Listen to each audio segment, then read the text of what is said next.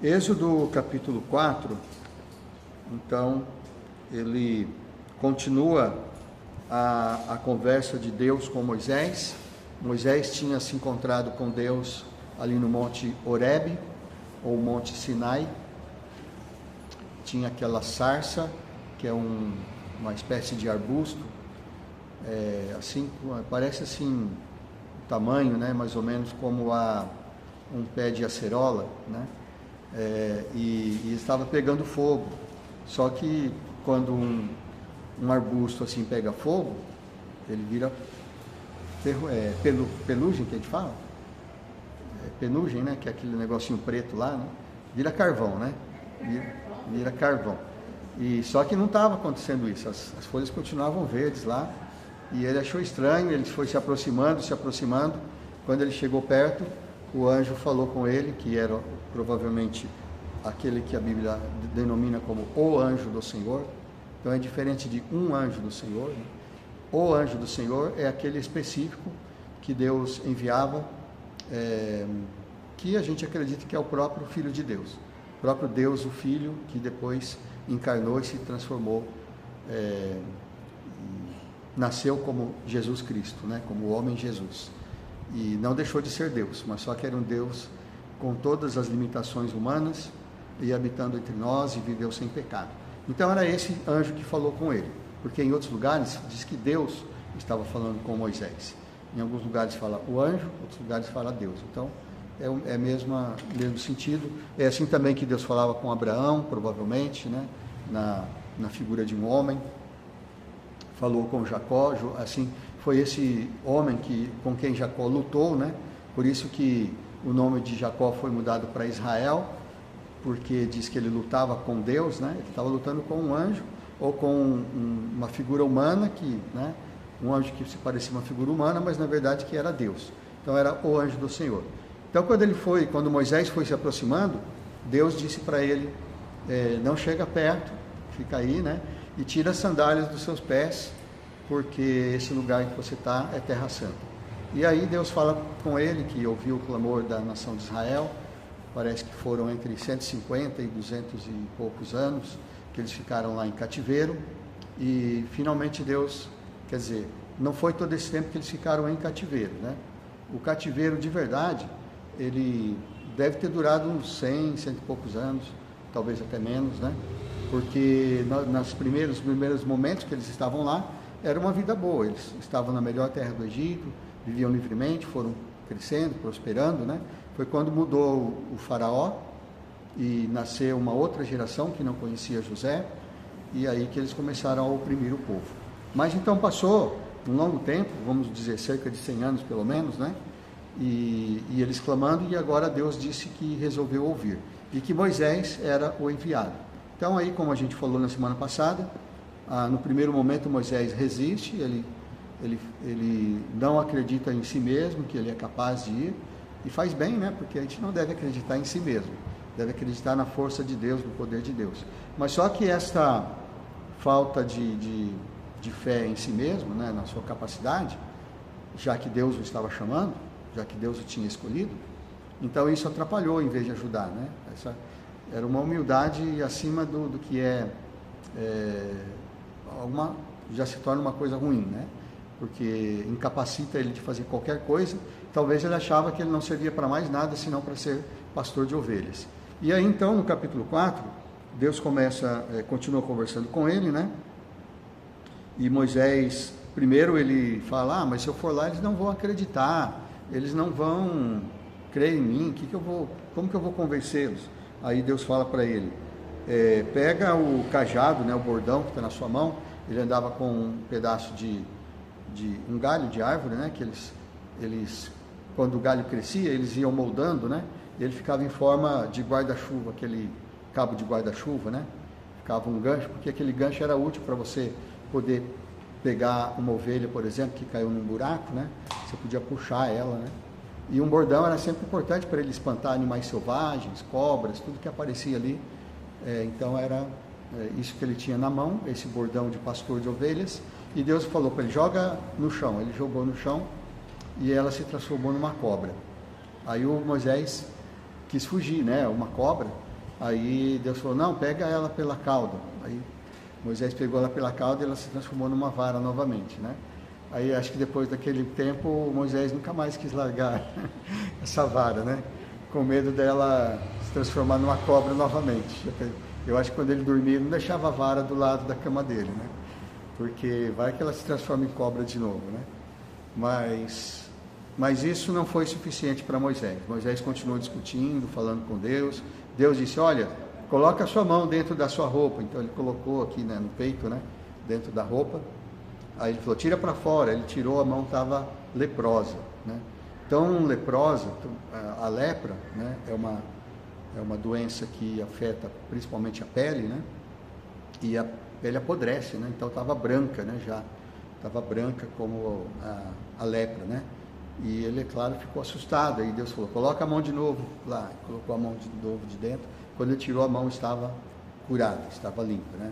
Então ele falou, faz esses 2 sinais aí que eles vão acreditar. E de fato ele fez, né? Quando foi lá. E eles de fato acreditaram. Só que com o faraó não funcionou. A gente vai ver isso, né? O faraó era um coração muito endurecido. Mesmo vendo os milagres, ele demorou mesmo. E Deus já sabia disso, né? Aí continua então essa conversa com Deus, e no versículo 14, Gênesis 4, 14, fala que Deus ficou irado com Moisés, né? Então se acendeu a ira do Senhor contra Moisés, porque antes de Deus se irar, né, um outro argumento que Moisés deu, falou, eu não sei falar, eu sou pesado, minha língua é pesada, eu não tenho esse dom para falar em público, né, para falar com as pessoas, né? E aí Deus então fica irado com ele por causa dessa constante rejeição, né? Constante resistência. E inclusive as últimas palavras que Moisés falou no versículo 13 envia aquele que hás de enviar, menos a mim. Então é o contrário do que o Isaías falou, né? Quando Isaías recebeu a visão dos anjos, o Isaías também, de certa forma, ele falou, eu sou um homem impuro, vivo no meio de um povo de impurezas, né? De lábios impuros, e eu não sou capaz de falar com o Senhor. O Jeremias também, né? Jeremias, quando recebeu o chamado, falou, eu sou criança demais, eu sou jovem demais.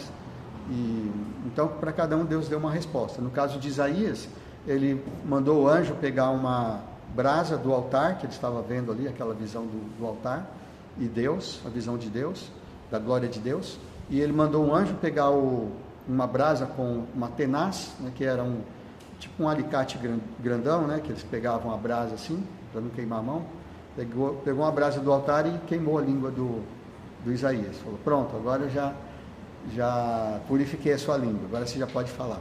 E no caso do Moisés falou o contrário do Isaías, né? O Moisés falou, envia qualquer um, menos eu. Envia, tem até uma brincadeira, né, que os jovens crentes fazem, né? Não sei se ainda fazem, mas no meu tempo faziam, né? Quando vai falar assim, vai citar aquele versículo, né, do Isaías, eis-me aqui, envia-me a mim, né? O jovem falava, eis-me aqui, envia meu irmão. Em vez de falar envia-me a mim, né? Envia meu irmão. Então era mais ou menos isso que Moisés estava falando, envia qualquer um menos eu, né? E aí então Deus fica irado, mas Deus não, Deus se segura. Já pensou deixar Deus impaciente? Fazer Deus perder a paciência? Esse homem ele é hábil, né, em fazer isso. Moisés era um homem difícil, né? Imagina chegar ao ponto de fazer Deus perder a paciência. E Deus perdeu a paciência com ele. Falou, então tá bom, manda o seu irmão Arão falar por você. Seu irmão Arão fala bem, eu sei que ele fala bem. Então, resolvido. Pode ir, né?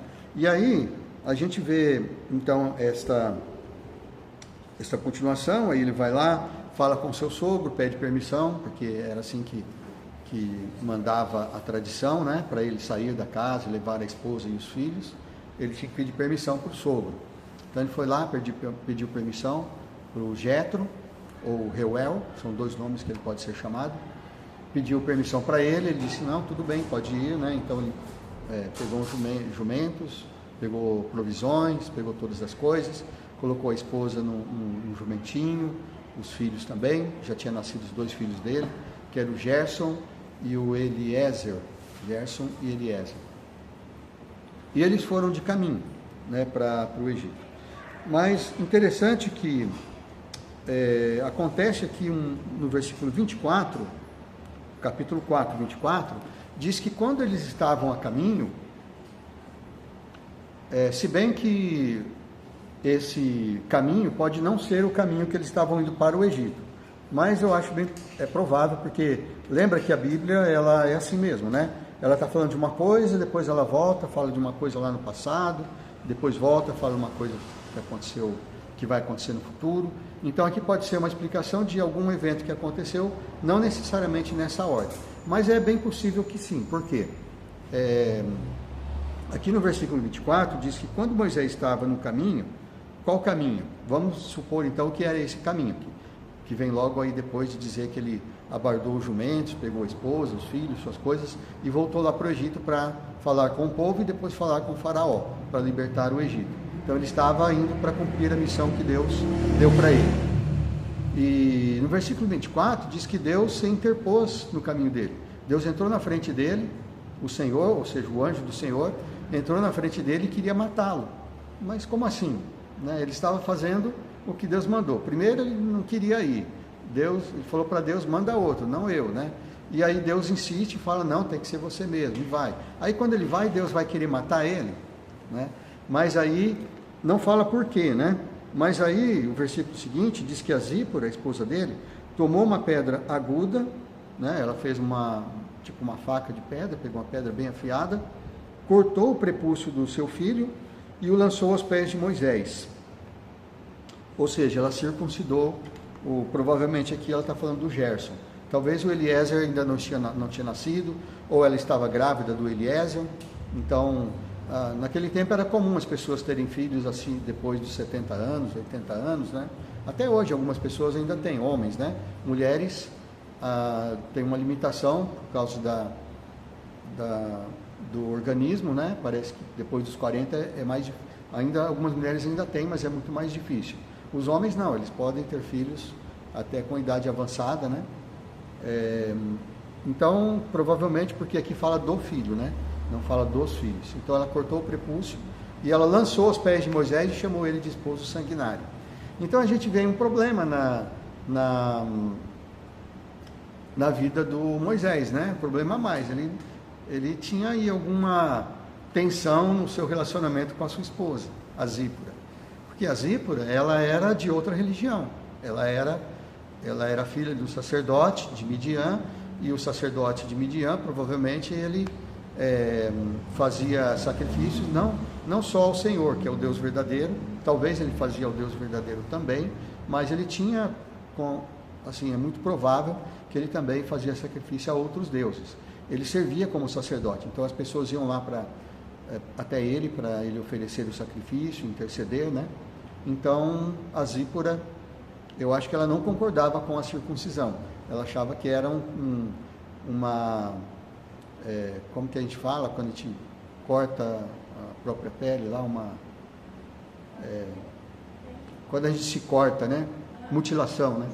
Talvez ela é uma mutilação sem sentido, né? Porque ela jogou o prepúcio nos pés dele, né? Aquele pedacinho de pele que tira da criança, jogou lá nos pés dele e falou, você é um esposo sanguinário.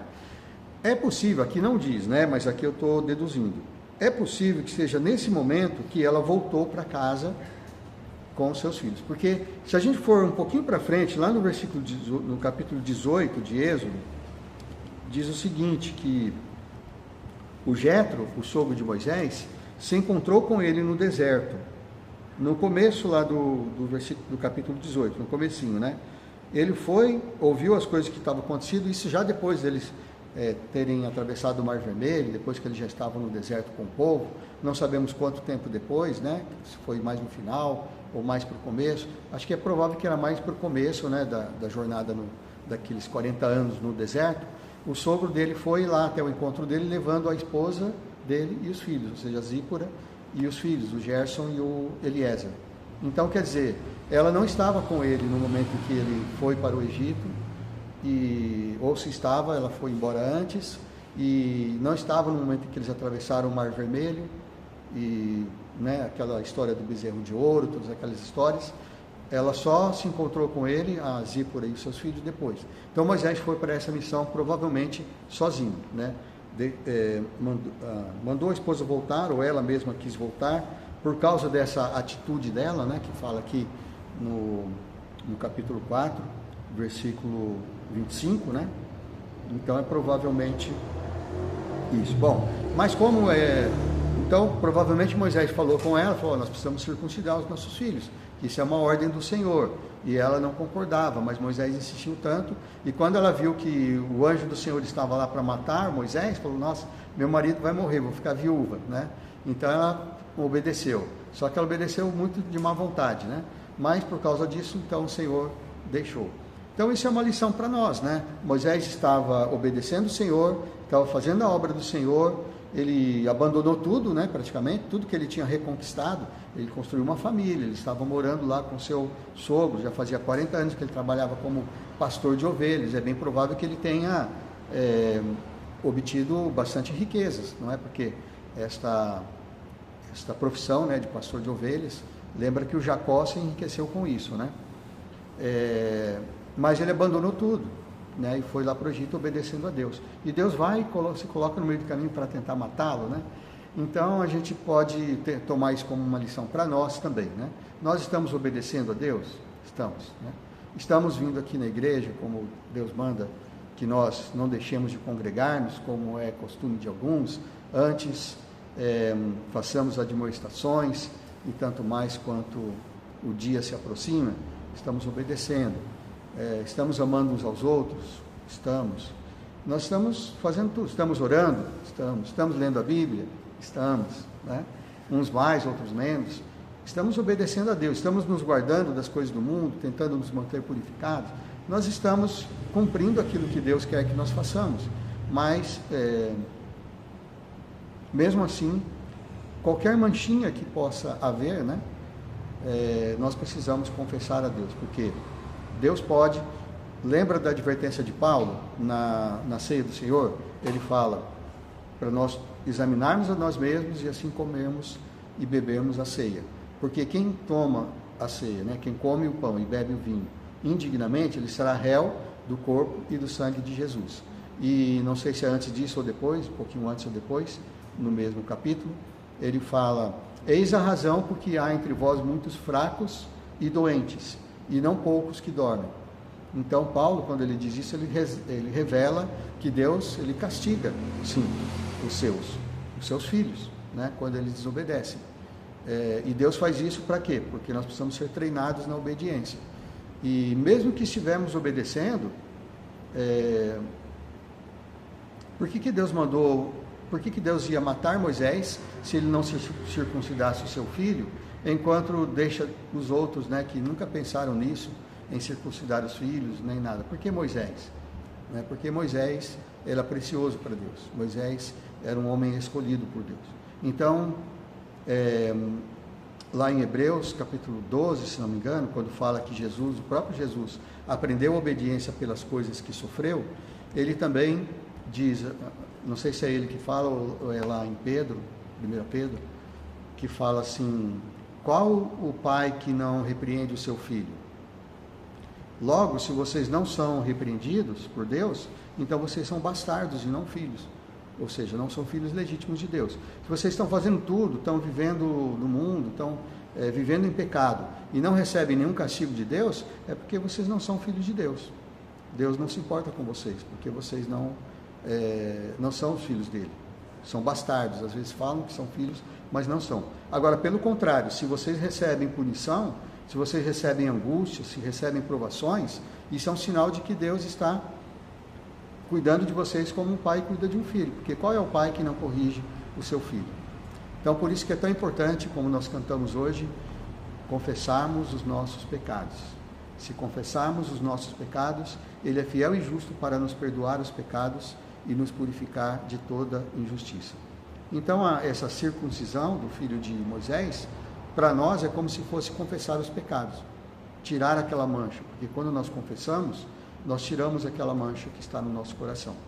E talvez por causa disso as coisas não estão indo bem, porque falta a gente fazer isso. Então Deus, ele é, o Paulo, e agora eu tenho certeza que é Paulo que fala, né? Ele disse, se não me engano, no final de Romanos, ou de 2 Coríntios, é por ali, né?